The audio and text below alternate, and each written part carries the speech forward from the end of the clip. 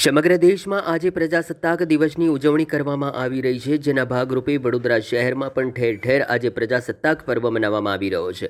તો બીજી તરફ વડોદરા શહેર પોલીસ વિભાગ દ્વારા પણ આજે પ્રજાસત્તાક દિવસની ઉજવણી કરવામાં આવી છે. વડોદરા શહેરના પ્રતાપનગર પોલીસ હેડક્વાર્ટર ખાતે આજે પ્રજાસત્તાક દિવસની ઉજવણીના કાર્યક્રમનું આયોજન કરવામાં આવ્યું હતું. ધ્વજવંદનનો કાર્યક્રમ રાખવામાં આવ્યો હતો, જેમાં વડોદરા શહેર પોલીસ કમિશનર નરસિંહા કુમારે ખાસ ઉપસ્થિત રહી ધ્વજવંદન કરી રાષ્ટ્રધ્વજને સલામી અર્પી હતી.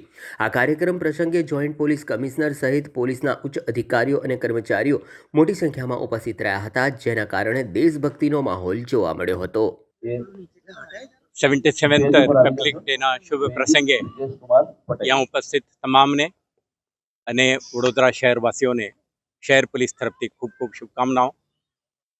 આપણા ગણતંત્ર દિવસ અને સૌને રાષ્ટ્રના પ્રતિ સમર્પિત થઈને કામ કરવા માટે પ્રેરિત કરે છે.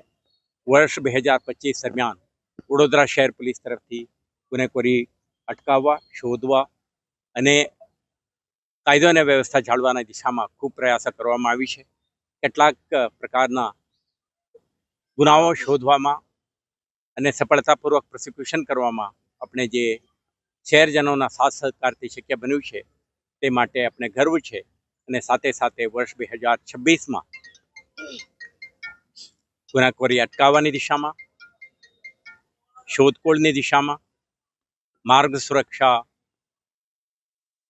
નશામુક્ત વડોદરા શહેર, મહિલા, બાળ અને વરિષ્ઠ નાગરિકોના સુરક્ષા માટે કટિબદ્ધ થઈને કામ કરવા માટે આજે શહેર પોલીસ સંકલ્પ પણ કરી છે.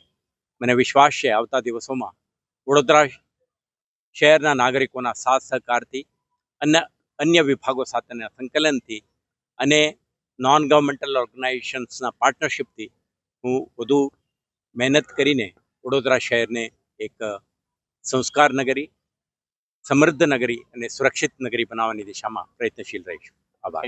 Thank you.